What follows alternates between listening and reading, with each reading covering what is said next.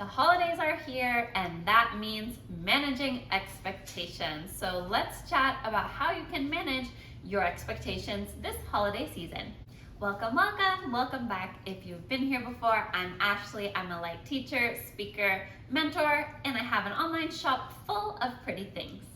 We've all been there. It's the holiday season. We expect things to go a certain way, and they don't, and that often leads to disappointment. So instead of that happening again, let's talk about what could happen, how we could potentially avoid it, and if there's no way to avoid it, what we can do about it.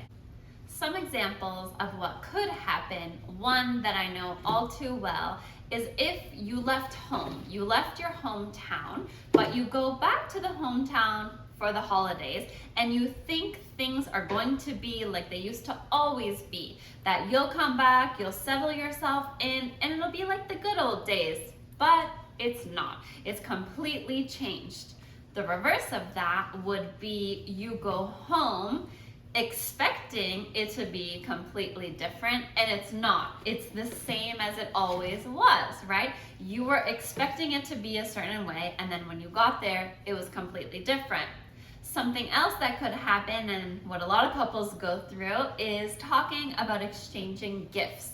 Perhaps you and your partner decide not to exchange gifts. Right now. Yep, right now. See what she's doing here?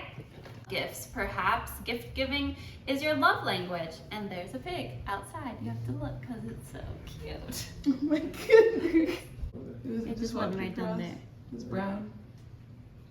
Oh, you really want gifts? Perhaps you and your partner decide not to exchange gifts this year, but you love gifts. Maybe gift giving is even your love language, but for some reason you said that you didn't want to exchange gifts.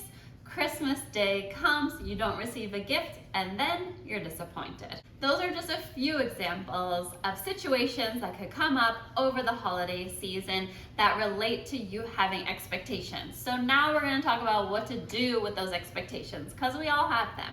I think the gift giving example is an easier one to avoid because all it takes is communication.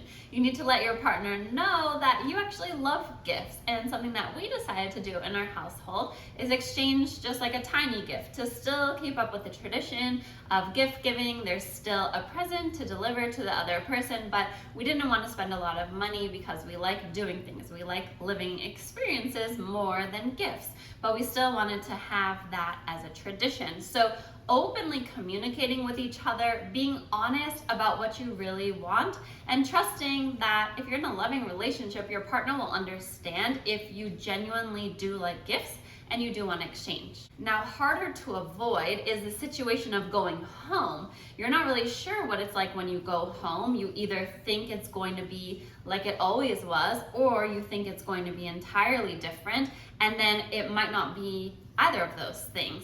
So this situation can't exactly be avoided, but when you're in it, you've got to manage yourself and you've really got to regulate your emotions. I speak from experience because I've been back home where it was entirely different and it didn't feel good. And so I was all emotional, but I kept quiet, and that worked for me. I didn't lash out at anyone. I didn't have attitude or get snarky when someone was talking to me and the vibe wasn't quite what I was expecting. I kept quieter and was in more of a state of reflection. This took conscious work because in the moment there were so many things that I wanted to say, but I knew it would be heated from emotion, so I chose not to say anything at all. Overall, I think expectations set us up for failure, especially if it's uncommunicated expectations.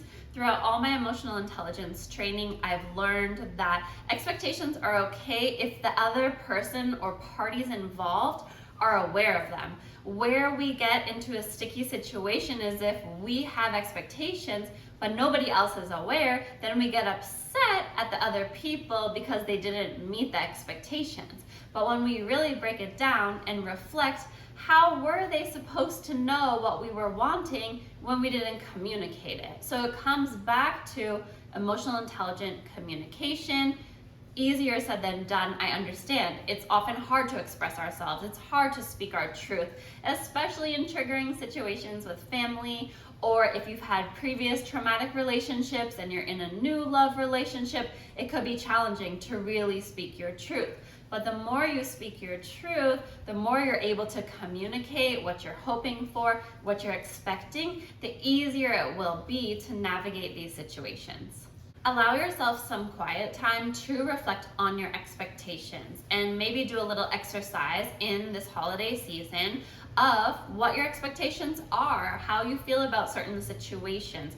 Write it out if it feels good. Do a journaling session, asking yourself to go deeper into where that expectation comes from. Like, what are you really desiring? Are you desiring to feel seen, to feel loved, to feel heard? Like, what is it that you want, say, from the gift exchange with your partner? Get to the deeper root of why it is that you want that, then perhaps that will allow you to feel better and being more vulnerable and being more open to communicating it because you understand it. I think once we have the understanding first, it helps with that communication because we're more confident in how we feel about it. Have a beautiful time, whatever it is that you do, and I will see you on the next video.